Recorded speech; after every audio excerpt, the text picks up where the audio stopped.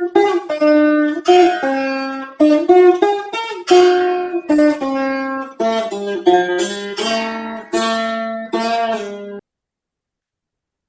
నమః శాంతాయ దివ్యాయ సత్యధర్మస్వరూపిణే స్వానందామృతతృప్తాయ సుందరాయ నమో నమః. మనం అనుభూతి ప్రకాశంలో 5 అధ్యాయాలు చదువుకున్నాం. 6వ అధ్యాయంలో అడుగు పెడుతున్నాం. 6వ అధ్యాయం అనేటువంటిది ముండకోపనిషత్తుకి సంబంధించినటువంటి విషయం. మనం ముండకోపనిషత్తు చదువుకున్నాం. అయితే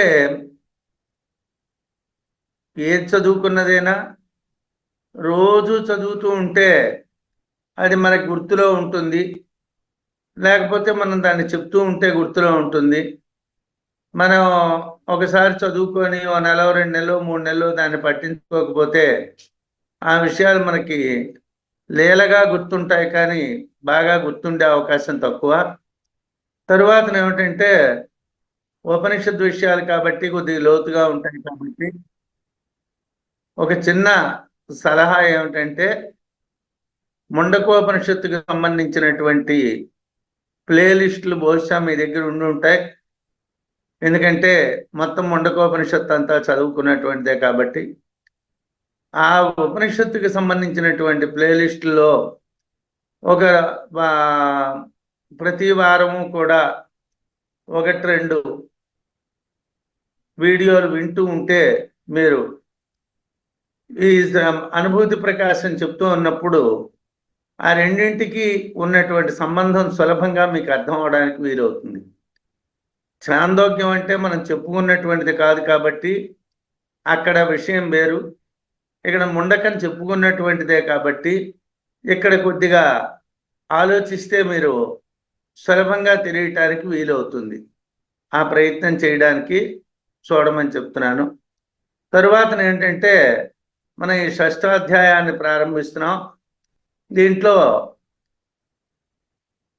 బ్రహ్మ విద్య కోసం ఏమిటి చెప్తున్నారు అన్నటువంటిది ప్రారంభంలో ఉంటుంది.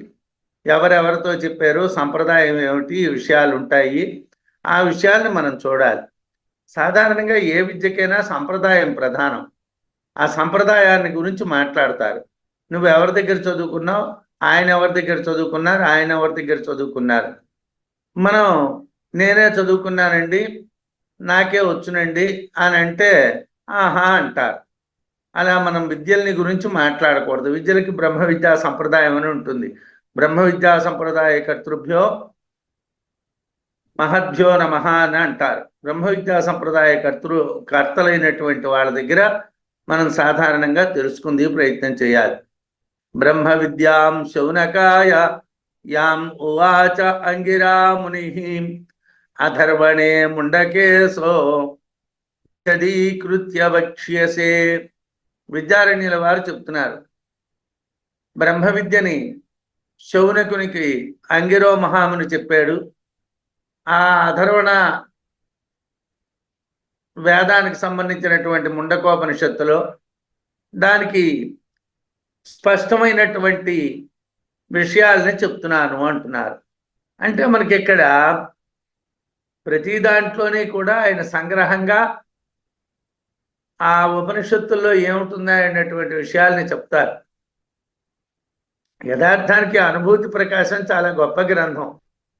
కాకపోతే ఏమిటంటే మనం చాలా లోతైన గ్రంథాలని సమయం అంత ఖర్చు పెట్టలేం కాబట్టి ఆ గ్రంథాల వైపు వెళ్ళడం కన్నా సులభంగా పూర్తయ్యే గ్రంథాలు ఏమైనా ఉంటాయా, వేగిరంగా చూసిస్తే వేగిరంగా అయిపోతుంది అన్నట్టుగా ఉంటాం. అలా కాకుండా లోతైనటువంటి గ్రంథం ఈ అనుభూతి ప్రకాశం. చాలా ఉపనిషత్తులకు సంబంధించినటువంటి విషయాల్ని విద్యారణ్య స్వామి వారు మనకు అనుగ్రహించారు. కాబట్టి అంగిరో ముని, అంగిరా ముని, అంగిరసుడు అనేటువంటి ముని యాం ఏ బ్రహ్మ విద్యాం బ్రహ్మ విద్యను శౌనకాయ శౌనకుని గూర్చి ఉవాచ చెప్పాను, తాం ఆ బ్రహ్మ విద్యను అధర్వణే ముండకే అసౌ అంటే అథర్వణ వేదానికి సంబంధించినటువంటి ముండకోపనిషత్తులో విశదీకృత్య స్పష్టము చేయబడినటువంటిది భక్ష్యసే చెప్తున్నాను. అంటే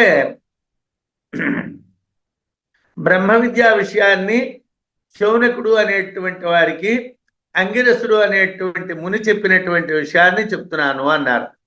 అంగిరసుడు అనేటువంటి ముని ఏ బ్రహ్మ విద్యను శౌనకుడు అనేటువంటి వాడికి చెప్పాడో దాన్ని అథర్వణ వేదంలో ముండకోపనిషత్తులో ఉన్నటువంటి బ్రహ్మ విద్యను సుస్పష్టంగా చెప్తాను అన్నారు.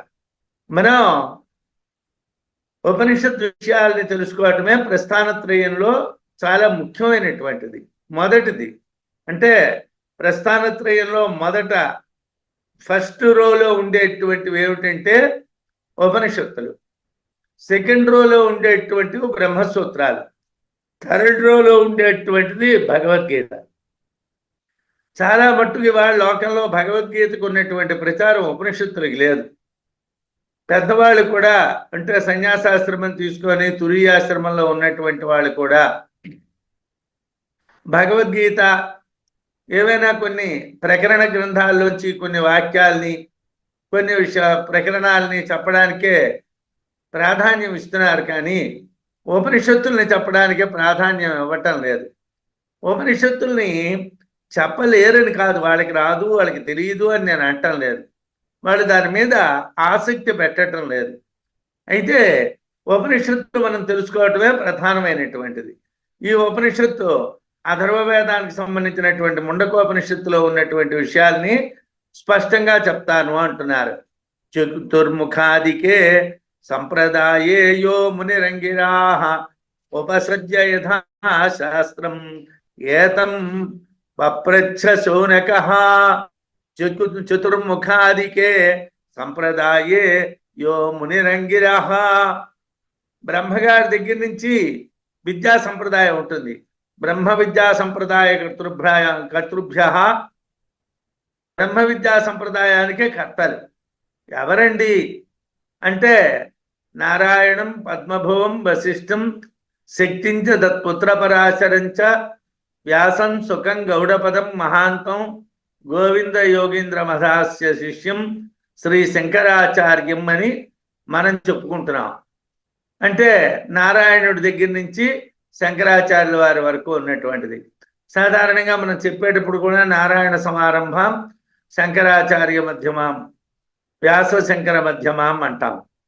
అంటే సాధారణంగా బ్రహ్మ విద్య అనేటువంటిది నారాయణుడి దగ్గర బ్రహ్మ దగ్గర నుంచి వచ్చింది అని అంటారు. అయితే దీంట్లో ఉపనిషత్తుల విషయానికి వచ్చినప్పుడు మనం చెప్పుకుంటూ ఉన్నటువంటి సంప్రదాయాలు కుదరవు. మనం ఏ ఉపనిషత్తుగా ఆ ఉపనిషత్తులోనే సంప్రదాయాల్ని చెప్పారు. అంటే కొన్ని ఉపనిషత్తుల్లో చెప్పలేదండి, చెప్పకపోతే మాకు ఎలా తెలుస్తుంది అని మీరు అడగవచ్చును. అంటే సాధారణంగా గురువులైనటువంటి వాళ్ళు శిష్యులకి ఉపనిషత్తులు చెప్తూ ఉన్నప్పుడు ఆ ఉపనిషత్తులు ఏ పరంపర నుంచి వచ్చాయి అన్నటువంటి చెప్తారు. ఆ వేదాలు ఎలా వచ్చాయి, ఆ వేదాల యొక్క పరంపర ఏమిటి, ఆ వేదాల్లో ఈ ఉపనిషత్తులు ఏ భాగంలో ఉంటాయి, వాటి యొక్క విశిష్టత ఏమిటి అనేటువంటిది మనం ఉపనిషత్తులు నేర్చుకుంటూ ఉన్నప్పుడు గురువులు మనకు ఆ విషయాన్ని చెప్తారు. చతుర్ముఖాదికే చతుర్ముఖ బ్రహ్మ మొదలుగా కలిగినటువంటి సంప్రదాయే విద్యా సంప్రదాయమునందు యహ ఏ అంగిరా ముని అంగిరసుడు అనేటువంటి ముని ఉపసద్య ఆయన దగ్గరికి వెళ్ళి ఆయన విద్య కొరకు ఉపసదనం చేసి, అంటే సాధారణంగా శిష్యులు గురువుల దగ్గరికి ఇప్పుడు మన పరిస్థితులు ఎలా ఉన్నాయంటే నాయనా చెప్తాం రండిరా వినండిరా అని బతిమాలినా రాము.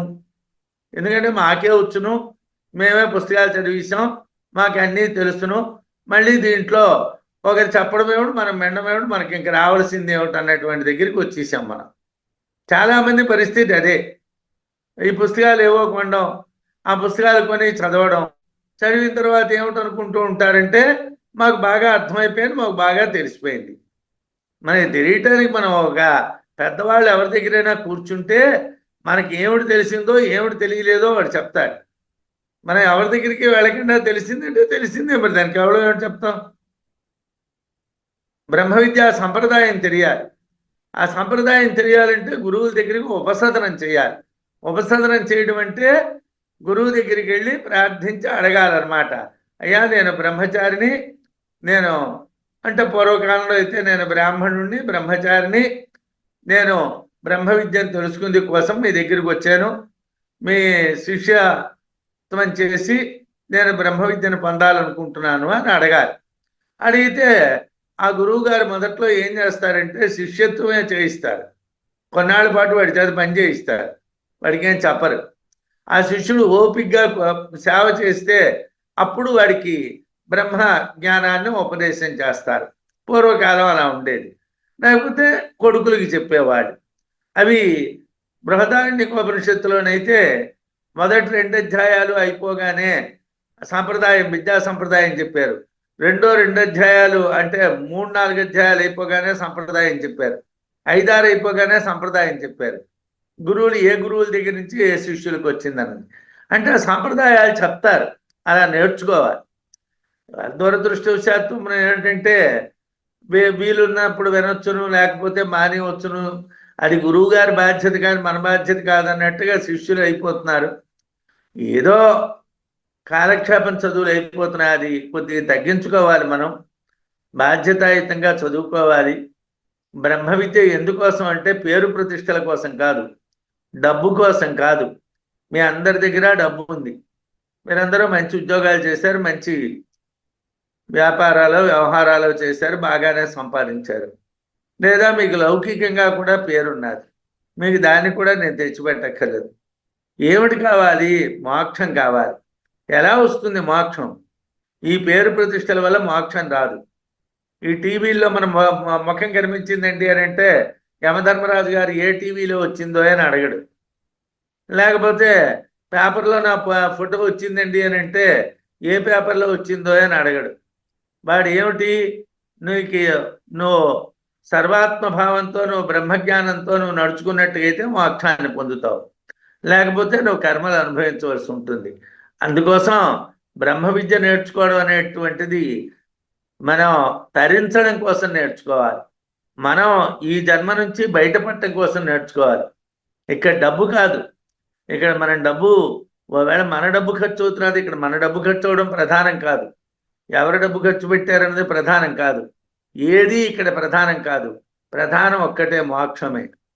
మనం ఆత్మని పొందడమే ప్రధానం. ఆత్మని పొందటం కోసం ప్రయత్నం చేస్తున్నాం కాబట్టి ఇక్కడ మనం ఏమిటంటే ఉపసదనం చెయ్యాలి. అంటే మనకి వినయం పెరగాలి. వినయం పెరిగి గురువు దగ్గరికి వెళ్ళి, గురువు దగ్గర నాకు ఇది కావాలి అని అడగాలి.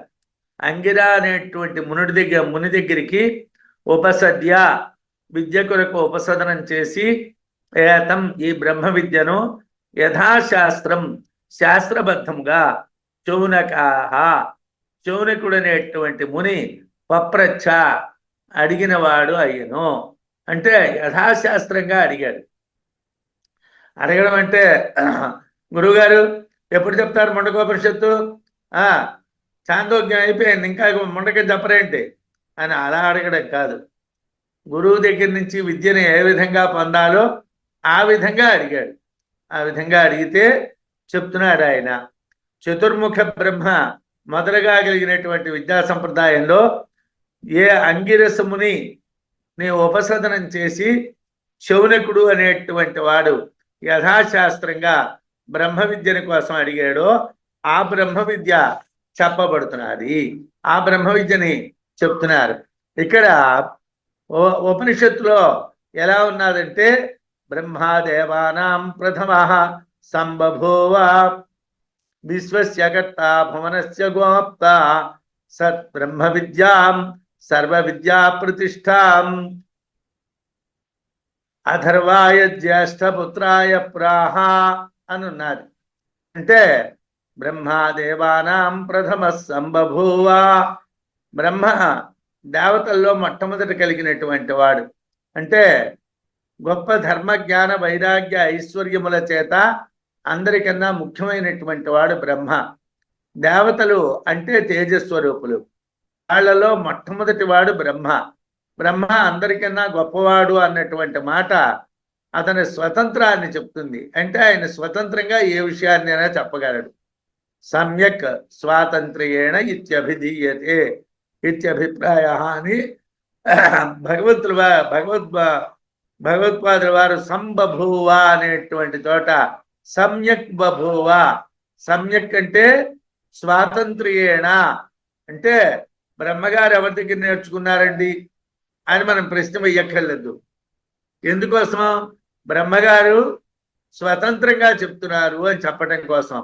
హిరణ్యగర్భ బ్రహ్మ అతీంద్రియమైనటువంటి వాడు, అగ్రాహ్యుడు అని స్మృతులు యోసో అతీంద్రియో అగ్రాహ్య అని చెప్తున్నాయి. అతడు విశ్వాన్ని పుట్టించినటువంటి వాడు, విశ్వాన్ని రక్షించేటువంటి వాడు, విశ్వస్య కర్త విశ్వస్య గోప్త, ఆయన భువనస్య గోప్త. ఆయన బ్రహ్మ విద్యను చెప్పాడు. బ్రహ్మ విద్య అంటే బ్రహ్మణ పరమాత్మన విద్య అథవా బ్రహ్మణ అగ్రజేన ఉక్త ఇది బ్రహ్మ విద్య. రెండు వ్యుత్పత్తులు చెప్పారు. బ్రహ్మణ పరమాత్మన విద్య అంటే బ్రహ్మమైనటువంటి పరమాత్మకు సంబంధించినటువంటి విద్య అని ఒక అర్థం. రెండో అర్థం బ్రహ్మణ అగ్రజేన మొట్టమొదటి పుట్టినటువంటి వాడైన బ్రహ్మచేతనం ఉక్త చెప్పబడినటువంటి విద్య అనేటువంటిదైనా ఒక అర్థం. రెండు అర్థాలు ఉన్నాయి అని. ఏనాక్షరం పురుషం వేద సత్యం, దేనితే అక్షరుడు సత్యస్వరూపుడు అయినటువంటి పరమాత్మ తెలుస్తాడో అది బ్రహ్మ విద్య. బ్రహ్మచేత చెప్పబడినటువంటిది బ్రహ్మ విద్య. బ్రహ్మణ విద్య అంటే అక్షరము సత్యస్వరూపము అయినటువంటి దాన్ని తెలియజేసేటువంటిది, అది బ్రహ్మ విద్య. లేదా బ్రహ్మగారి చేత చెప్పబడినటువంటిది బ్రహ్మ విద్య. ఆ బ్రహ్మ విద్య సర్వ విద్యా ప్రతిష్టాం. సర్వ విద్యా ప్రతిష్టాం అంటే స బ్రహ్మ విద్యాం సర్వ విద్యా ప్రతిష్టాం. అన్ని విద్యలకు ఆశ్రయం బ్రహ్మ విద్యే. అంటే ఇతరమైనటువంటి విద్యలన్నీ మనం చదువుకుంటే అవన్నీ చిట్ట చివరికి మన బ్రహ్మ విద్యను తెలుసుకుందికే దారి చూపెడతాయి. మనం ఏ విద్యని చదువుకోవటం కన్నా ఒక్క బ్రహ్మ విద్యను చదువుకుంటే మంచిది. ఆయన బ్రహ్మ విద్యాం సర్వ విద్యా ప్రతిష్టాం, అన్ని విద్యలకు ఆశ్రయమైనటువంటిది. ఏన అశ్రుతం శృతం అమతం మతం అవిజ్ఞాతం విజ్ఞాతం ఇత్యాదినా చెప్పబడినటువంటిది. వినబడనటువంటి దాన్ని వినిపించేది, ఆలోచించబడనటువంటిది ఆలోచించబడేది, తెలియబడనిది తెలియబడేది ఏది అంటే అది బ్రహ్మ విద్య. అశ్రుతమైనది శృతంగా, అమతమైనటువంటిది మతంగా, అవిజ్ఞాతమైనటువంటిది విజ్ఞాతంగా దేని వలన తెలియబడుతుందో అది సర్వ విద్యలకు ఆశ్రయమైనటువంటి బ్రహ్మ విద్య. దాన్ని ఒకానొక కల్పంలో తనకి పెద్ద కొడుకైనటువంటి అధర్వుడు అనేవాడికి చెప్పాడు. అథర్వాయ జ్యేష్ఠపుత్రాయ ప్రాహ అంటే తనకి పెద్ద కొడుకు అంటే బ్రహ్మగారు పెద్ద కొడుకు అంటే అదేమిటండి బ్రహ్మగారికి బోల్డ్ అని చెప్తున్నారు. ఎప్పుడు పెద్ద కొడుకు అంటే వీడు అంటే బ్రహ్మకల్పాలు అనేటువంటి అనేకములు కాబట్టి ఒకానొక బ్రహ్మకల్పంలో బ్రహ్మగారికి పెద్ద కొడుకు అయినటువంటి అధర్వునికి ఈ విషయం చెప్పారు. అధర్వణేయాం ప్రపద్యేత బ్రహ్మ అధర్వతాం పురోవాచ అంగిరే బ్రహ్మ విద్యాం స భరద్వాజాయ సత్య బాహాయ ప్రాహ భారద్వాజో అంగిరసే పరావరాం అధర్వణేయాం ప్రపద్యేత బ్రహ్మ అధర్వతాం పురోవాచ అంగిరే బ్రహ్మ విద్యాం. అధర్వణుడు అంగిరసుడు అనేటువంటి వాడికి ఈ బ్రహ్మ విద్యని చెప్పాడు. ఆ అంగిరసుడు అనేటువంటి వాడు భరద్వాజ గోత్రంలో పుట్టినటువంటి సత్యవాహుడు అనేటువంటి వాడికి బ్రహ్మ విద్యని చెప్పాడు. ఆ సత్యవాహుడు అనేటువంటి వాడు తిరిగి అంగిరుడు అనేటువంటి వాడికి అంటే అంగిరో గోత్రంలో పుట్టినటువంటి వాళ్ళని అంగిరులు అంటారు. అంటే గోత్రంలో పుట్టినటువంటి వాళ్ళని లేదా ప్రత్యక్షంగా పిల్లల్ని కూడా అదే పేరుతో పిలుస్తారు. భార్గవులు అంటే భృగు గోత్రంలో పుట్టినటువంటి వాళ్ళు చాలా మంది ఉంటారు. అలాగే అంగిరులు అంటే అంగిరసుని యొక్క గోత్రంలో పుట్టినటువంటి వాళ్ళు. అలాగే కాశ్యపులు అంటే కశ్యపుని యొక్క గోత్రంలో పుట్టినటువంటి వాళ్ళు. అలాగే వాసిష్ఠులు అంటే వశిష్ఠుని యొక్క గోత్రంలో పుట్టినటువంటి వాళ్ళు. అలాగా గోత్రంలో పుట్టినటువంటి వాళ్ళని గురించి చెప్తారనమాట. తద్గోత్రీయ జన్మనే, వాళ్ళ యొక్క గోత్రంలో పుట్టినటువంటి వాళ్ళ గురించి చెప్తారు. అలా చెప్పడాన్ని వ్యాకరణంలో అదే పేర్లతో పిలిచినప్పుడు కూడా ఆ పేరునే వాడతారు. భార్గవుడు అంటే జమదగ్ని భార్గవుడే, పరశురాముడు భార్గవుడే, చవనుడు భార్గవుడే, అందరూ భార్గవులే. గోత్రాపత్యం పుమాన్, గోత్రమునందు పుట్టినటువంటి వాళ్ళందరూ కూడా దాంట్లోకి వస్తారు. ఆది వృద్ధి వస్తుంది, వచ్చి భృగు శబ్దం భార్గవ అవుతుంది. అంటే ఆ భార్గవ అన్నటువంటిది ఎలాగండి అని అంటే గోత్రాపత్యం అన్నటువంటి చెప్తారు. భృగోహ గోత్రాపత్యం పుమాన్ భార్గవ, భృగు యొక్క గోత్రమునందు పుట్టినటువంటి వాళ్ళు భార్గవులు. కశ్యపస్య గోత్రం, కశ్యపుని యొక్క గోత్రంలో పుట్టినటువంటి వాళ్ళు కాశ్యపాహ, కాశ్యపులు అన్నటువంటి పేరుతో పిలుస్తారు. అలా ఉంటుంది. అలాగే అధర్వణుడు అంగిరసుడికి చెప్పాడు. అంగిరసుడు భరద్వాజుని యొక్క గోత్రంలో పుట్టినటువంటి సత్యవాహుడు అనేవాడికి చెప్పారు. ఆ సత్యవాహుడు అనేటువంటి వాడు అంగిరసుడు అనేటువంటి వాడికి ఈ బ్రహ్మ విద్యను చెప్పారు. ఆ బ్రహ్మ విద్యను పరంపరాగతంగా చెప్పారు, పెద్దవాడి నుండి చిన్నవాళ్ళకి. పరా అవరా, పరా అంటే పెద్దవాడు, అవరా అంటే చిన్నవాడు. పెద్దవాడు చిన్నవాడికి చెప్పడం అనేటువంటి పనిలో చెప్పారు. శౌనకోహ మహాశాలో అంగిరసం విధివదుపపన్న పప్రచ్ఛకస్మిన్నో భగవ విజ్ఞాతే సర్వమిదం విజ్ఞాతం భవతి ఇది. ఛాందోగ్యంలోనే ఓ ప్రశ్న ఉన్నది. ఒకటి తెలిస్తే అన్నీ తెలుస్తాయి అన్నటువంటిది నీకు తెలుసునా అని అడిగాడు శ్వేతకేతువుని ఉద్దాలకుడు. నాకు తెలియదు, మా గురువు గారు చెప్పలేదు అన్నారు. అంటే ఆయనే చెప్పాడు, ఉద్దాలకుడే చెప్పాడు. దాన్నే మన 6వ అధ్యాయంలో సద్విద్య అని చదువుకున్నాం. అంటే ప్రశ్న ఏమిటండి అని అంటే ఒకటి తెలిస్తే అన్నీ తెలియడం. ముండకంలో కూడా అదే ప్రశ్న వేస్తున్నాడు. శౌనకుడు అనేటువంటి మహాశాలో అంగిరసం విధివదుపపన్న. మహాశాల అంటే చాలా పెద్ద గృహం కలవాడు అని అర్థం, గొప్ప గృహస్థుడు అని. పూర్వకాలంలో గొప్ప గృహస్థుడు అంటే డబ్బున్నవాడని కాదు అర్థం. అంటే దాన ధర్మాలు ఎక్కువగా చేసేటువంటి వాళ్ళని పెద్దింటి వాళ్ళు అనేవాళ్ళు. వాళ్ళు పెద్దింటి వాళ్ళండి, వాళ్ళతో మనం ఏమిటి మాట్లాడతాం అనేవాళ్ళు. అంటే ఏమిటి, వాళ్ళకి ఐశ్వర్యం ఉన్నదాన్ని సద్వినియోగం చేస్తారనమాట. దాన ధర్మాల కింద వినియోగిస్తారు. మనకు 1 కోటి రూపాయలు ఉన్నాయంటే ఆ 1 కోటి రూపాయలు మనం పిల్లలకి ఇచ్చేస్తాం. 10 కోట్లు ఉంటే పిల్లలకి ఇచ్చేస్తాం. అయ్యో దీంట్లోంచి ఒక పావంతు దాన ధర్మాలు చేద్దాం, మిగతాది వాళ్ళకి ఇద్దాం, మనకి వెనకాతలు వచ్చేటువంటిది పుణ్యకర్మే కదా అని మనం ఇవాళ రోజుల్లో అనుకోవటం లేదు. ఎందుకంటే మన డబ్బు మన వాళ్ళకి ఇవ్వకుండా ఎవరికి ఇచ్చేస్తామండి అంటున్నాం. ఎవరికి ఇచ్చేయక్కర్లేదు. నువ్వు దాన ధర్మాలు చేస్తే ఆ దాన ధర్మాలు నీ వెంటే వస్తాయి, కానీ ఎవరి వెనకాతలా వెళ్ళవనే కదా చెప్తున్నాయి. శాస్త్రం అంతా దాన్నే కదా చెప్తున్నది. మరి ఇవాళ రోజులు ఆ పరిస్థితులు వేరు, ఆ రోజుల్లో పరిస్థితులు వేరు. శౌనకోహ మహాశాల అంగిరసం విధివదుపపన్న ఉపసన్న. శౌనకుడు చాలా పెద్దింటివాడు. ఆయన అంగిరసుని దగ్గరికి వెళ్ళాడు, శాస్త్ర ప్రకారంగా వెళ్ళాడు. వెళ్ళి కస్మిన్ను భగవ విజ్ఞాతే సర్వమిదిం విజ్ఞాతం భవతీతి పప్రచ్ఛ. అయ్యా ఏమిటి తెలిస్తే అంతా తెలిసినట్టుగో నాకు చెప్పండి అని అడిగాడు. కస్మిన్ను భగవా విజ్ఞాతే, భగవః ఓ మహాత్మా, కస్మిన్ను విజ్ఞాతే ఏమిటి తెలిస్తే సర్వమిదం విజ్ఞాతం భవతి అంతా తెలియడం అనేటువంటి సాధ్యం అవుతుంది అని శౌనకుడు అంగిరసుడిని అడిగాడు. శౌనకుడు అంటే శౌనకుని యొక్క కుమారుడు, మహాశాల అంటే గొప్ప గృహస్థుడు. అంగిరసముని వద్దకు వెళ్ళి యథాశాస్త్రంగా బ్రహ్మ విద్యను గురించి ప్రశ్నించాడు. ఇక్కడ గృహస్థుడైనటువంటి వాళ్ళు ఉపనిషత్తులు వినరు అన్నటువంటిది లేదు. చాందోగ్యంలో కూడా చిట్ట చివరిని గృహస్థ ధర్మాన్ని గురించి చెప్పారు.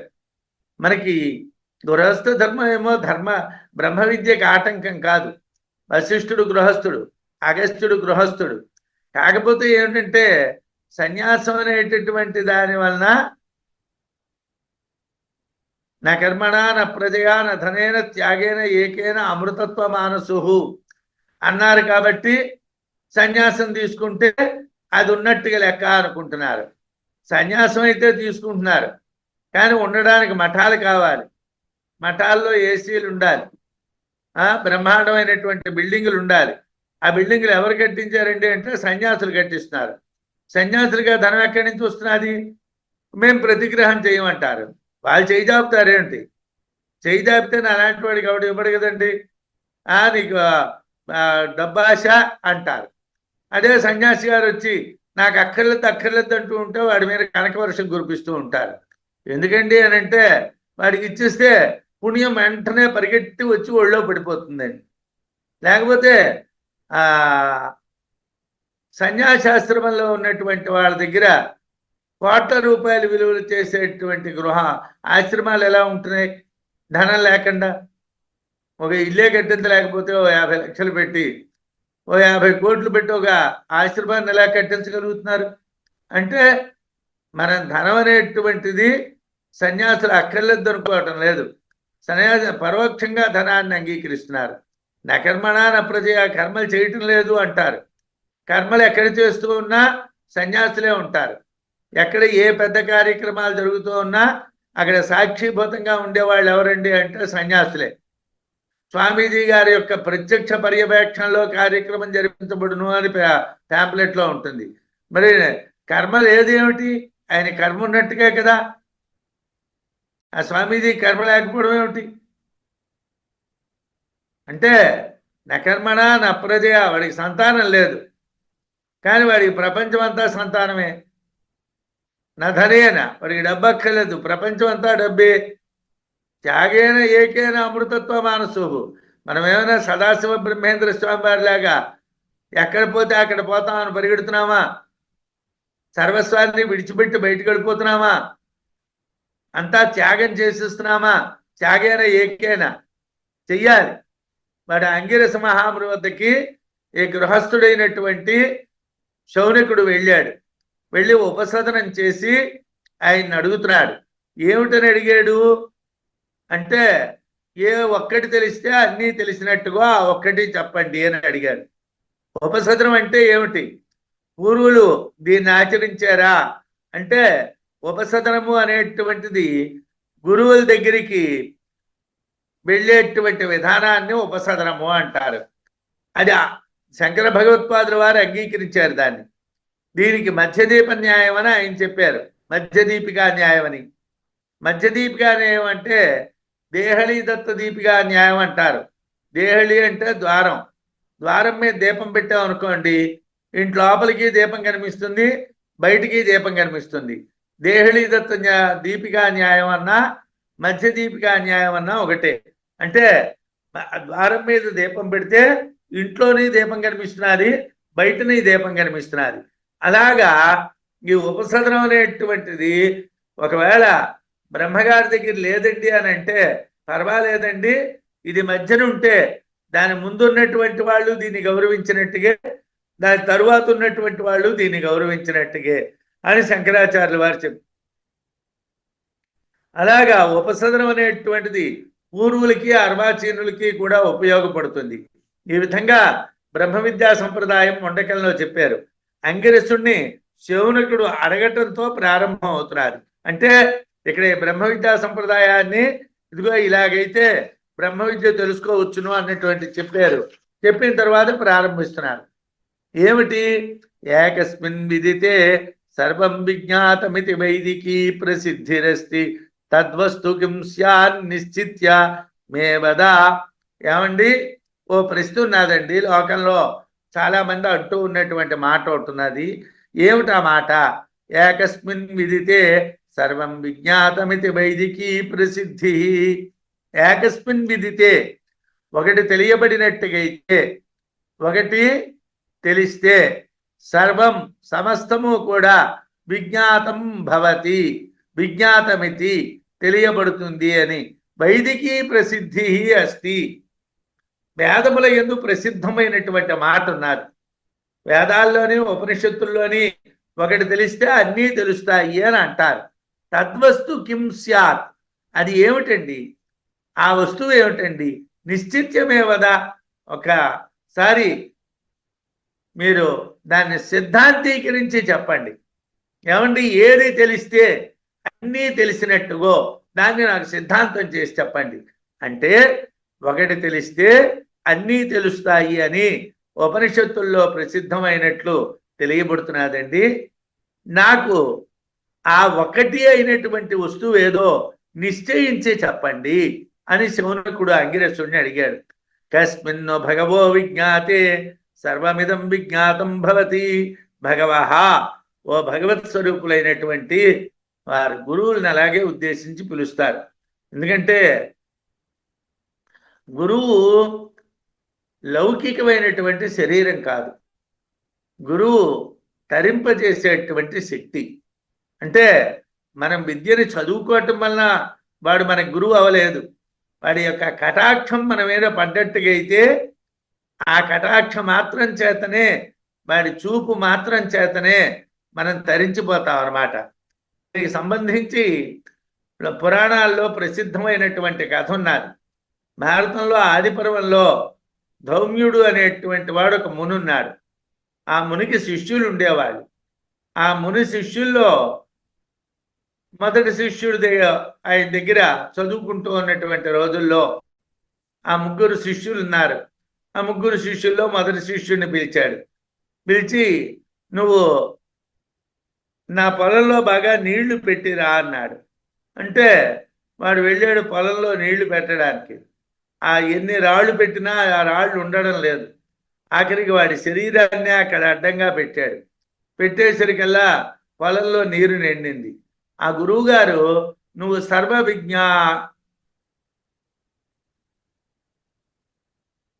విద్యాజ్ఞ భవ అన్నాడు. నీకు అన్ని విద్యలు తెలిసిపోవాలి అని ఆశీర్వదించేశాడు. వాడికి అన్ని విద్యలు వచ్చేసాయి. రెండో వాడిని, నువ్వు పంట పొలంలో ఉన్నటువంటి పంట పట్టుకురా అన్నాడు. వాడికి ఒక ఎద్దు ఉన్నటువంటి బండి ఇచ్చాడు. 2 ఎద్దులు ఉండాలి. రెండో ఎద్దుగా వీడే కాడి మోసుకుంటూ వస్తున్నాడు. ఆ వస్తూ ఉన్నటువంటి ఎద్దు దారిలోని గోతులో పడిపోయింది. అప్పుడు ఇతను ఒక్కడే బండి లాగుతున్నాడు. లాగుతూ ఉంటే మూర్ఛొచ్చి పడిపోయాడు. గురువుగారు వచ్చారు. గురువుగారు వచ్చి వాడిని విప్పారు. విప్పి వాడికి సర్వ విద్యాజ్ఞ భవ అన్నారు. అన్ని విద్యలు నీకు తెలిసిపోవాలన్నారు. వాడికి తెలిసిపోయింది. వాడు ఏది చదువుకోకుండానే అన్ని వేదాలు వచ్చేసాయి. మొదటి వాడికి వచ్చేసాయి. మూడో వాడికి ఉదంకుడికి అలాగే చెప్పారు. అంటే పైల శిష్యుడు ఇలా ఇవి జరిగేయండి. ఇదంతా ఎలా వచ్చిందండి అంటే, గురువు కటాక్షమే విద్యలకు కారణం. అంటే గురువు గారు మనకి ఎన్ని గంటలు చెప్పారు, గంటకి ఎంత చొప్పున మనం ఆయనకి ఇవ్వాలి. ఇవాళ మన చదువులు ఎలా ఉన్నాయి. దీన్ని భృతకాధ్యాపకం అంటారు ధర్మశాస్త్రంలో. ధర్మశాస్త్రంలో భృతకాధ్యాపకం అంటే డబ్బులు పుచ్చుకో చదువు చెప్పడం. డబ్బులు పుచ్చుకో చదువు చెప్పడం పాపం. భృతకాధ్యాపకము అంటే డబ్బు పుచ్చుకో చదువు చెప్పడం. డబ్బు పుచ్చుకో చదువు చెప్తే పాపం వస్తుంది. మరో గురువులు శిష్యుల చేత సేవ చేయించుకునేవాళ్ళు, వాళ్ళకి విద్యలు వచ్చేవి. ఇప్పుడు వాళ్ళ అనుగ్రహం చేతనే విద్యలు వచ్చేవి. ఇప్పుడు గురువుల దగ్గర అంత శక్తి లేదు, శిష్యుల దగ్గర అంత శ్రద్ధ లేదు. ఏదో వాడికి ఫీజు ఇచ్చేస్తే నెలకి 50, 100, 200, 500 ఫీజు ఇచ్చేస్తే వాడు ఏదో చెప్పేస్తాడు, మనం ఏదో వినేస్తాం. ఏమిటి ఫీజే వస్తుంది, మనకేం రాదు. అంతకన్నా మనకేం సాధ్యం కాదు. భగవహ, ఓ భగవత్ స్వరూపుడైనటువంటి వాడా అని గురువుని ఉద్దేశించి అని, కస్మిన్ను విజ్ఞాతే, ఏది తెలియబడితే, నువ్వు అంటే వితర్కం.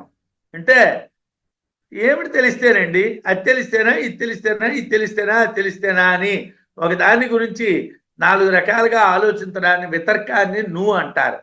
కస్మిన్ను విదితే, ఏమిటి తెలిస్తే, విజ్ఞాతే ఇదం సర్వం విజ్ఞాతం భవతి, ఈ అంతా తెలుస్తుందో నాకు చెప్పండి అని అడిగాడు.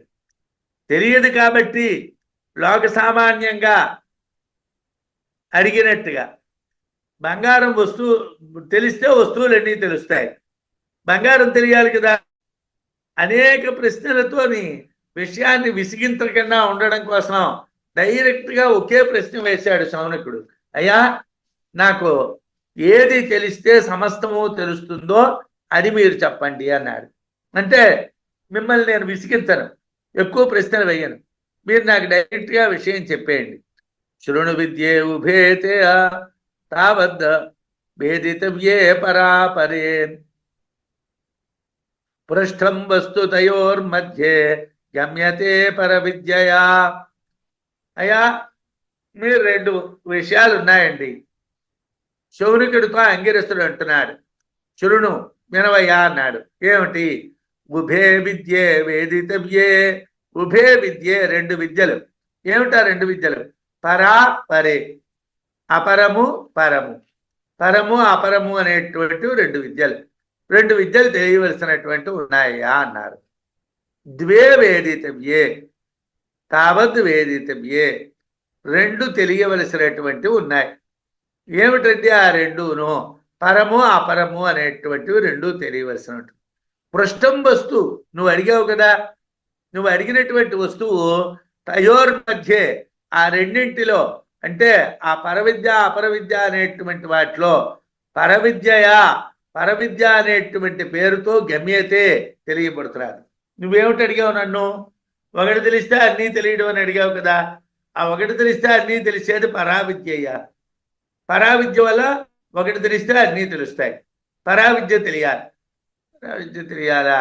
ఆహా, శౌనక విను, రెండు విద్యలు పర అపర అనేటువంటివి తెలియదగినటువంటివి ఉన్నాయి.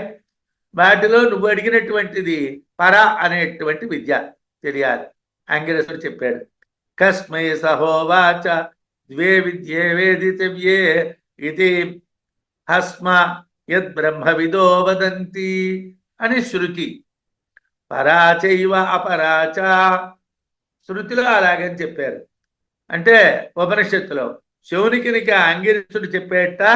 అంటే మనం సహోవాచ ద్వే విద్యే వేదితవ్యే ఇది హస్మ, హా అనేటువంటిది, నువ్వు అనేటువంటిది, కిలా అనేటువంటివి, ఇవన్నీ అవ్యయాలు. ఈ అవ్యయాల అవసరాన్ని బట్టి వాడుకుంటాం. సంస్కృతంలో అవ్యయాలు కొన్ని ఉన్నాయి. ఆ అవ్యయాలు అవసరాన్ని బట్టి వాడుకుంటారు. ఏమిటయ్యా? రెండు విద్యలు ఉన్నాయండి. ఆ రెండు విద్యలు ఉన్నాయని బ్రహ్మవేత్తలు చెప్తారు. ఇతిహాస్మ యద్ బ్రహ్మవిదో వదంతి, బ్రహ్మవేత్తలైనటువంటి వాళ్ళు అంటారు. ఉన్నాయి అని మనం అనం. మనం అనేస్తున్నాం ఈ కాలంలో. మనం అది ఉన్నది ఇది ఉన్నది, వీడే బ్రహ్మజ్ఞానం అంతా ముద్దగట్టేసి అక్కడ పడేసిన వాళ్ళలాగా స్టేట్మెంట్లు రాసి పడేస్తున్నారు. అవి కరెక్ట్ కాదు.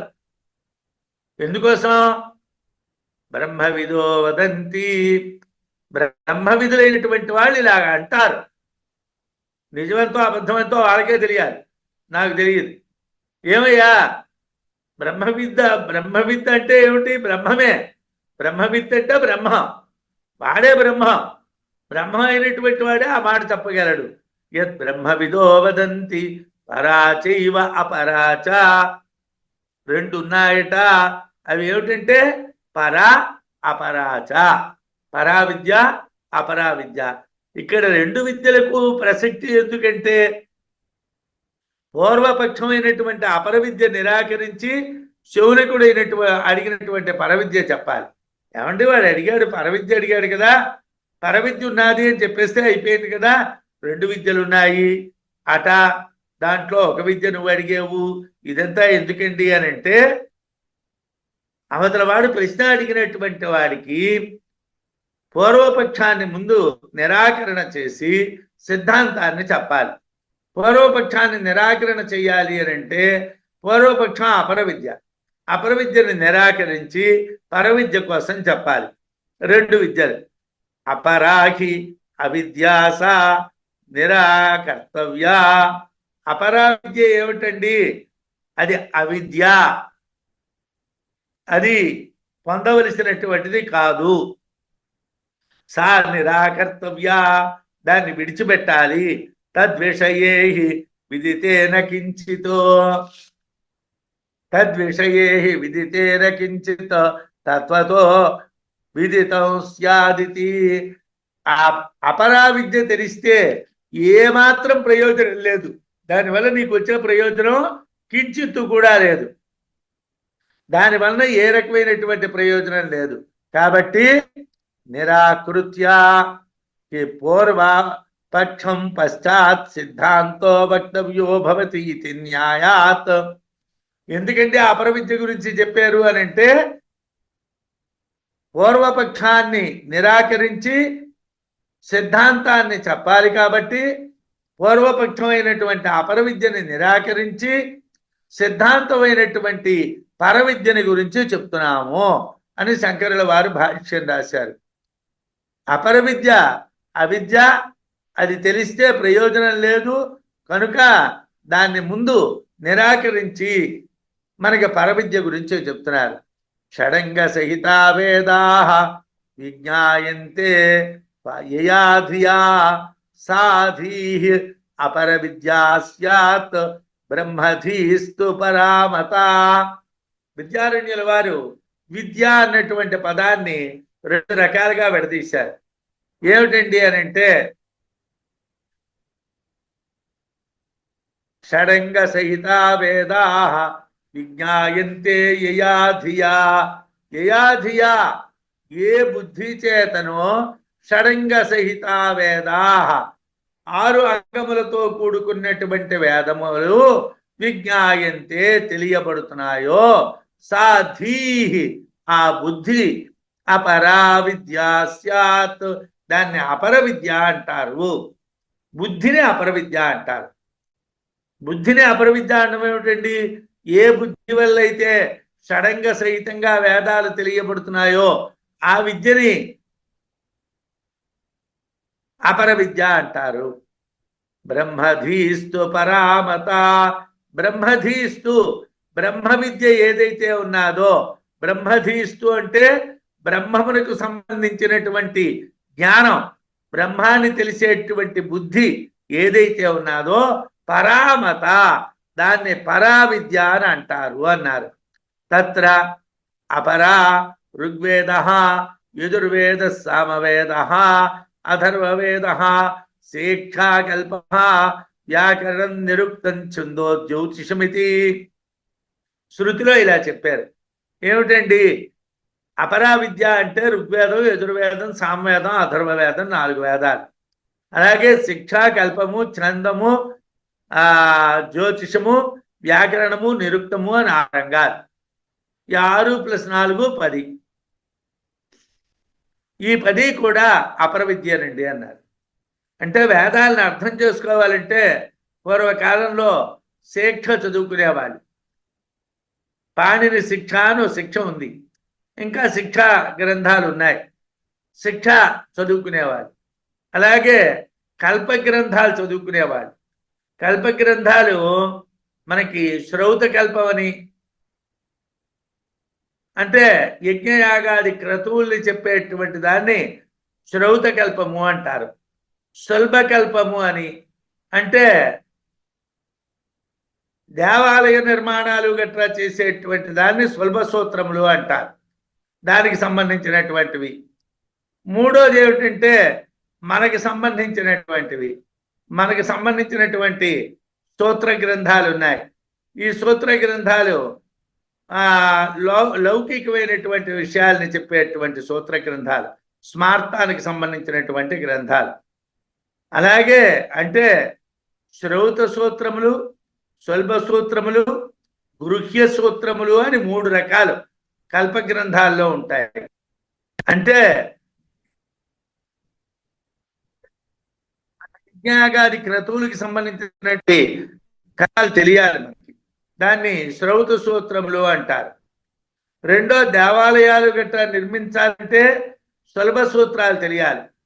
మూడోది వివాహాలు, ఉపనయనాలు, లేకపోతే ఇంట్లో కార్యక్రమాలు ఏవైనా చెయ్యాలి అని అంటే గృహ్య సూత్రములు తెలియాలి.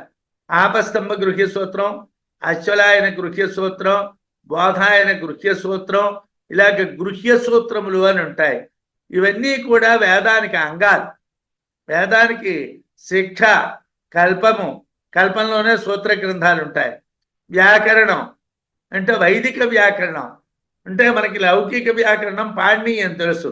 మనం పాణినీయం చదువుకుంటే ఉపనిషత్తులకు అర్థం చెప్పడానికి పనికిరాం. ఎందుకంటే పాణినీయం లౌకిక వ్యాకరణం అంటారు. పాణినీయంలో కొన్ని సూత్రాలు ఉంటాయి. లోకే వేదేచ అని అంటే లోకంలోని ఇలాగే ప్రయోగం ఉంటుంది, వేదంలోని ఇలాగే ప్రయోగం ఉంటుంది అని చెప్తారు. కానీ అన్ని ప్రయోగాలు వైదికమైనటువంటి ప్రయోగాల్ని కూడా పాణినీయం చెప్పలేదు. అందు గురించి ప్రాతిశాఖ్యలు అనేటువంటి గ్రంథాలు ఉంటాయి. అవి మనం చదువుకున్నట్టుగైతేనే వేదానికి సంబంధించినటువంటి అర్థం, ఉపనిషత్తులకు సంబంధించినటువంటి అర్థం మనకి తెలుస్తుంది. వ్యాకరణం, నిరుక్తం, అలాగే ఈ నిరుక్తం కూడా యాస్క నిరుక్తము అని ఒక నిరుక్త గ్రంథం ప్రచారంలో ఉంది. అలాంటి నిరుక్త గ్రంథాలు ఉన్నాయి. అంటే ఏ ధాతువు నుండి ఏ శబ్దం ఎలా పుడుతుంది అని. లౌకికమైనటువంటి శబ్దాలు ధాతువుల నుండి ఎలా పుడతాయో ఈ మన గ్రంథాలు, మన కోశాలు చెప్తాయి. కానీ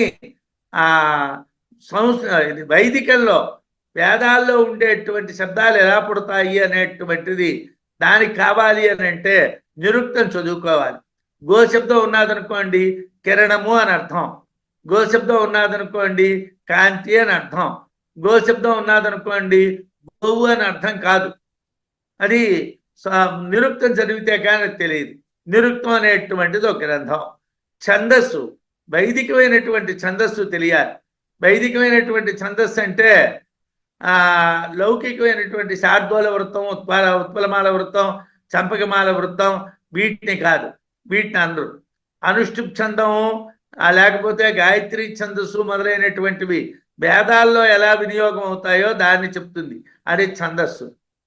జ్యోతిషం, జ్యోతిషం అనేటువంటిది కూడా మనకి తెలిసినటువంటి జ్యోతిషం అంతా కూడా గ్రహాలకు సంబంధించిన జ్యోతిషం. కానీ ఈ జ్యోతిషాన్ని చెప్పరు. ఇక వైదికమైనటువంటి జ్యోతిషాన్ని నేర్చుకోవాలి. ఇలాగ ఆ రంగాలు కానీ నేర్చుకున్నట్టుగైతే అప్పుడు మనం వేదాన్ని, ఉపనిషత్తుల్ని అర్థం చెప్పడానికి అర్హత వస్తుంది.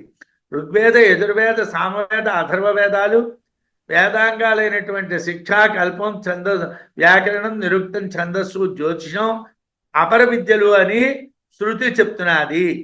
అంటే వేదాంగాలన్నీ కూడా అపర విద్యలే. ఈ విద్యలను గ్రహించే బుద్ధిని అపర విద్య అంటారు. ఈ విద్యని గ్రహించేటువంటి బుద్ధిని యయా ధియా, ఏ బుద్ధి చేతనైతే ఈ విద్యలు నేర్చుకుంటున్నామో సాధి, ఆ బుద్ధిని అపర విద్య అని అంటారు. అది అపరాయయా తదక్షర అని శృతి. అక్షర బ్రహ్మాన్ని పొందజేసేటువంటి దాన్ని పరా విద్య అంటారు. అక్షర బ్రహ్మాన్ని పొందజేసేటువంటిది అంటే ఉపనిషత్తులు పరా విద్య. ఏమండి, అయితే ఉపనిషత్తులు పరా విద్య, వేదాలు అపర విద్యలు అంటే ఓ ఇబ్బంది వస్తుందండి. ఎందుకు వస్తుందండి అంటే అథర్వణ వేదానికి సంబంధించినటువంటి ఉపనిషత్తు ముండకోపనిషత్తు అని అన్నప్పుడు అథర్వ వేదంతో సంబంధం ఉన్నదా లేదా? అలాగే యజుర్వేదానికి సంబంధించినటువంటి ఉపనిషత్తు అంటే బృహదారణ్యానికి దానికి సంబంధం ఉందా లేదా? సామవేదానికి సంబంధించిన చాందోగ్యం అంటే దానికి సంబంధం ఉన్నదా లేదా? మీరు చెప్పినట్టుగా వేదాలేమో అపర విద్యలు, ఉపనిషత్తులేమో పరావిద్యలు అంటే ఎలా కుదురుతుందండి అని అడిగారు. ఉపనిషదాంచ ఋగ్వేద బాహ్యత్వాత్ స్యాత్. ఇది ఉపనిషత్తులు వేద బాహ్యాలు అవుతాయి కదండి. వేద బాహ్యాలు అయితే అప్రమాణాలు అవుతాయి. యా వేద బాహ్యా స్మృతయ యాశ్చ గుదృష్టయ సర్వాస్తా నిష్ఫలాత్ ప్రేత్య తమోనిష్ఠాహి సాస్మృతా. లోకంలో వేదవాక్యములైనటువంటివి ప్రమాణములు కావు. వాటి వలన అజ్ఞానం కలుగుతుంది. ఒకవేళ ఉపనిషత్తులు వేదవాక్యములు అంటే ఉపనిషత్తుల వల్ల అజ్ఞానం కలుగుతుంది కదండి, అవి వేదవాక్యాలంటే అని అవి అవిద్యా కారణాలు అవుతాయి కదండి. అయితే మరి పరావిద్య వేదవాక్యమా అంటే అలా కాదండి. ఉపనిషద్ వేద్యాక్షర విషయం విజ్ఞానమిహ పరావిద్యేతి ప్రాధాన్యేన వివక్షం. భగవత్పాదులు వారు ఏమిటంటున్నారంటే ఉపనిషద్ వేద్యాక్షర విషయం, ఉపనిషత్తుల చేత తెలియబడేటువంటి అక్షర బ్రహ్మ విషయం ఏదైతే ఉన్నదో అది విజ్ఞానం. ఆ విజ్ఞానం ఇహ పరావిద్య ఇది ప్రాధాన్యేన వివక్షితం. ఈ లోకంలో దాన్ని పరావిద్య అని ప్రాధాన్యంతో చెప్తారండి. నా ఉపనిషత్ శబ్దరాశి, ఉపనిషత్తుల యొక్క శబ్దరాశిని గురించి చెప్పటం లేదండి. ఉపనిషత్తుల చేత వివక్షితమైనటువంటి అక్షర పరబ్రహ్మాన్ని గురించే పరావిద్య అంటున్నాను తప్పిస్తే మేము ఉపనిషత్తుల యొక్క శబ్దరాశిని గురించి మాట్లాడలేదు అన్నారు. ఉపనిషత్తులు అందించేటువంటి జ్ఞానమే పరావిద్య, ఉపనిషత్ మంత్రాలు కావు అని భగవత్పాదుల వారి యొక్క అభిప్రాయం. వేదాలైతే వేద శబ్దేన సర్వత్ర శబ్దరాశి వివక్షిత. వేదాలు అన్న చోట ఏమిటవుతున్నదండి అంటే ఉపనిషత్తుల్లా అర్థ ప్రధానం కాదండి, అవి శబ్ద ప్రధానాలండి. శబ్ద రాశినే చెప్తారండి. వేదాలు అనేటువంటి మాటతో శబ్దరాశి చెప్పబడుతుంది, అక్కడ అర్థం వివక్షితం కాదు. ఉపనిషత్తులు చదివిన యత్నాంతరమంతరేణ గురువభయమనాది లక్షణం వైరాగ్యంచన అక్షరాధిగమ సంభవతీతి. ఉపనిషత్తులు చదివితే ప్రయోజనం ఏమిటండి? యత్నాంతరమంతరేణ గురువభిగమనాది లక్షణం వైరాగ్యంచ, గురువు గారి దగ్గర యొక్క సేవ చేయటం, అలాగే వైరాగ్యాన్ని కలిగి ఉండడం అనేటువంటివి ఉపనిషత్తుల యొక్క అర్థం వల్ల మనం పొందుతున్నాం. అదే వేదం వల్ల మనం అలా పొందటం లేదు. అందువలన అది పరావిద్య అని చెప్పలేదు, వేదాన్ని పరావిద్య అని చెప్పలేదు. సద్గురువుని ఆశ్రయించడం వైరాగ్యం లేకుండా అక్షర పరబ్రహ్మాన్ని పొందలేరు. కాబట్టి పృథక్కరణం అంటే వేరు చేయటం.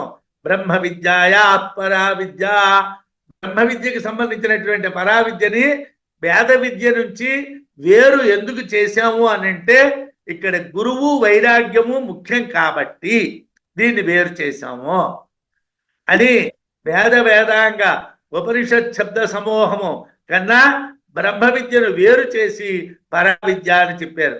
అందువల్లనే విద్యారణ్యుల వారు గ్రంథాల విషయం కాకుండా యయా ధియా సాధియా బ్రహ్మధీ అని బుద్ధి అనేటువంటి అర్థం వచ్చే పదాలనే వాడారు. వేదాలు అన్న పదం వాడలేదు, ఉపనిషత్తులు అన్న పదం వాడలేదు. యయా ధియా సాధియా, ఏ బుద్ధి చేతనైతే వేదాలని పొందుతున్నారో అదే అపర విద్య బుద్ధి. అలాగే ఏ బుద్ధి చేతనైతే బ్రహ్మాన్ని పొందుతున్నారో అది పరవిద్య.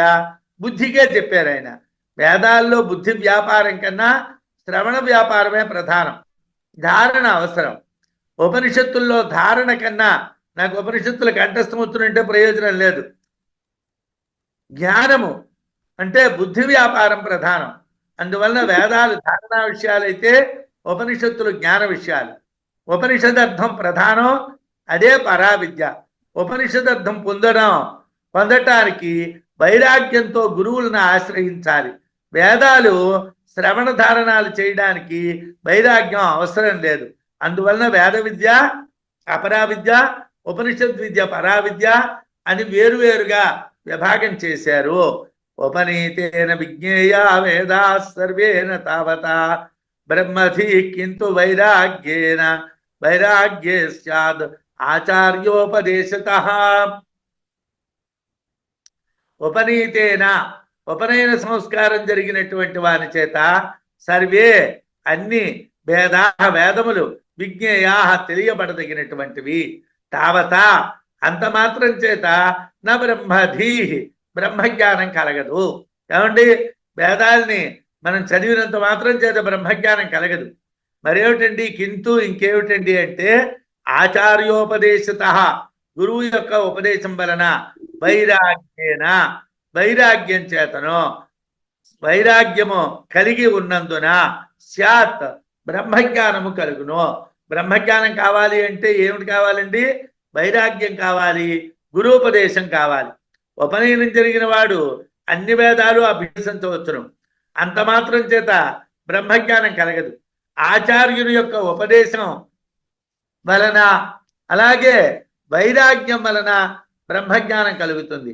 ఆచార్యుని యొక్క ఉపదేశం కావాలి, అలాగే వైరాగ్యం కావాలి. వాటి వలన మాత్రమే బ్రహ్మజ్ఞానం కలుగుతుంది. ఈ విషయాల మీద శృతి భాష్యాల యొక్క సమన్వయాన్ని క్రితం శ్లోకంలో ఎలా చెప్పారు అన్నటువంటిది మనం చూసాం. వైదికి అపి అధికారస్య భేదాదుక్తా పృథక్పరా విప్రాః పరివ్రాజకాశ్చ తిష్టంతీతి యథా తథా వైదికీ అపి అధికారస్య వైదిక్యాప్యధికారస్య అని. వైదికీ అపి అంటే వైదికీ అపి పరావిద్య కూడా వేదాంత విషయమే అయి వేదాలకు చెందినటువంటిదే అయినా వైదికీ అపి అధికారస్య గ్రహించుటలో అర్హత విషయంలో భేదాత్ భిన్నత్వము కలిగి ఉండటం వలన పరా పృథక్ ఉక్త పరా విద్యను వేరుగా చెప్పబడింది. ఏమండి, అది వేదాల్లో ఉన్నదే ఇది వేదాల్లో ఉన్నదే కదండి అని అంటే ఎవరికి ఏది పనికి వస్తుంది? వేదాలు ఎవళ్ళు అధ్యయనం చేయాలి, ఎవళ్ళు ఉపనిషత్తులు అధ్యయనం చేయాలి అన్న అర్హతని బట్టి విడదీశామండి. ఎలాగండి? విప్రాహ కర్మిష్ఠులైనటువంటి బ్రాహ్మణులు, పరివ్రాజకాశ్చ సన్యాసాశ్రమం స్వీకరించినటువంటి బ్రాహ్మణులు యథా ఏ విధంగా వేరువేరుగా తిష్టంతి గ్రహించబడుతున్నారో తథా. అంటే లోకంలో బ్రాహ్మణులు అన్నాం, బ్రాహ్మణులు అన్నంత మాత్రాన వేదం నేర్చుకున్నటువంటి బ్రాహ్మణులు ఉన్నారు, సన్యాసం తీసుకో బ్రహ్మ విద్యను పట్టించుకున్నటువంటి వాళ్ళు ఉన్నారు. మరి వీళ్ళు వాళ్ళు ఒకటేనా అండి అంటే వీళ్ళు వాళ్ళు కూడా బ్రాహ్మణులే, ఉపనిషత్తులు వేదాలు కూడా వేదాలే.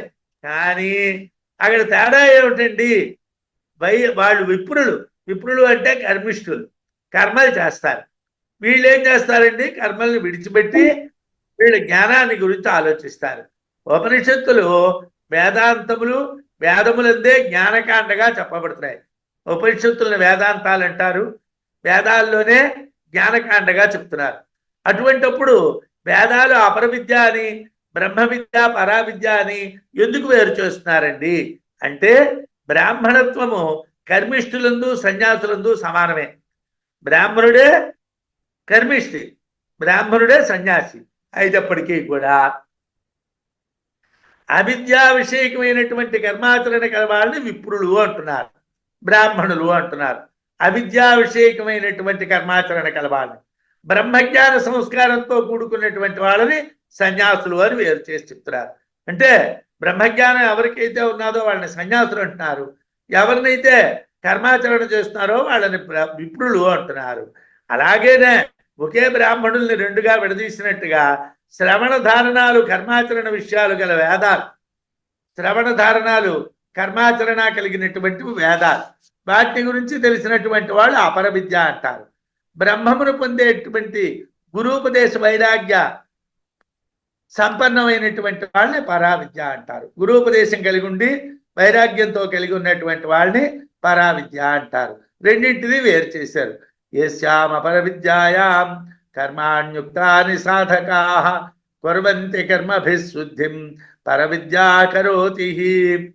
యస్యాం ఏ అపర విద్యాయాం వేదోదిత విద్యల యందు కర్మాణి కర్మలు ఉక్తానే చెప్పబడినవి, సాధకాః సాధకులు తే ఆ కర్మ చేయుచున్నారు. లోకంలో అపర విద్య అంటే వేదములు, వేదాల్లో చెప్పబడినటువంటి కర్మాలని కొంతమంది సాధకులైనటువంటి వాళ్ళు చేస్తున్నారు. ఎందుకైతే వాటి వల్ల ప్రయోజనం ఏమిటండి అంటే ప్రయోజనం ఉందండి అన్నాడు. ఏమిటా ప్రయోజనం అండి అంటే పరావిద్య కర్మభి కర్మల చేతను శుద్ధిం కరోతి అంటే శుద్ధిని కరోతి, శుద్ధిని చేస్తుంది కదా. అంటే కర్మలు ఆచరించడం వలన వాడు మానసికంగా శుద్ధుడవుతాడు. వాడు చేసినటువంటి పాపకర్మల నుండి వాడు విముక్తుడై, మనం చాందోగ్యంలో చెప్పుకున్నాం, విరోచనుడు పాపం వల్లనేమో పొందలేకపోయాడు, ఇంద్రుడు గురు శుశ్రూష చేసి పాపాన్ని పోగొట్టుకున్నాడు కాబట్టి బ్రహ్మజ్ఞానాన్ని పొందాడు అని చెప్పుకున్నాం. అందువలన కర్మల్ని చేయటం వలన పాపం పోయి పుణ్యం లభిస్తుంది కాబట్టి ఆ పుణ్యం లభించడం వలన ఆ పాపం పోవటం వలన వాళ్ళు శుద్ధవుతారు అని చెప్తున్నాడు. వైదికములైనటువంటి కర్మలు అంటే యజ్ఞయాగాదులైనటువంటివి ఇష్టాపూర్త కర్మలు సాధకులైనటువంటి వాళ్ళు చేస్తారు. ఆ కర్మల వలన చిత్తశుద్ధి కలిగి వైరాగ్యానికి గురువుల్ని ఆశ్రయించడానికి మార్గం ఏర్పడుతుంది అని భావం. పరయా చాక్షరం జ్ఞేయం ఏతస్మిన్ విదితే సతి సర్వం జగద్భవేత్ బుద్ధ్యం తస్య సర్వాత్మకత్వతః. పరయాచ పరావిద్య చేతను అక్షరం అక్షర పరబ్రహ్మము జ్ఞేయం తెలియదగినటువంటిది. పరావిద్య చేత అక్షర పరబ్రహ్మం తెలియబడుతుంది. ఏతస్మిన్ ఈ పరబ్రహ్మము విదితే సతి తెలియబడినట్లయితే సర్వం జగత్ సమస్తమైనటువంటి జగత్తు కూడా బుద్ధం తెలియబడినటువంటిది భవేత్ తగును. అంటే పరబ్రహ్మం తెలిసినట్టుగా అయితే అంతా తెలిసినట్టుగే. తస్యా పరావిద్యకు సర్వాత్మకత్వత సర్వాత్మకత్వ భావం ఉన్నది కాబట్టి పరావిద్యలో సర్వాత్మకత్వ భావం ఉండటం చేత పరావిద్య తెలిస్తే అక్షర పరబ్రహ్మము తెలుస్తుంది. అక్షర పరబ్రహ్మము తెలిస్తే జగత్తంతా తెలుస్తుంది. అంటే ఒక్క అక్షర పరబ్రహ్మము పరావిద్య వలన తెలిస్తే జగత్తంతా తెలుస్తుంది అని అర్థం. దీన్ని విశదీకరించడం అనేటువంటిది తరువాత భాగంలో ప్రారంభిస్తారు. కాబట్టి అవకాశాన్ని ఉంటే ఇంతకు ముందు చదివినటువంటి ముండకోప వీడియోలను మరొకసారి వినడానికి ప్రయత్నం చేయండి. స్వస్తి.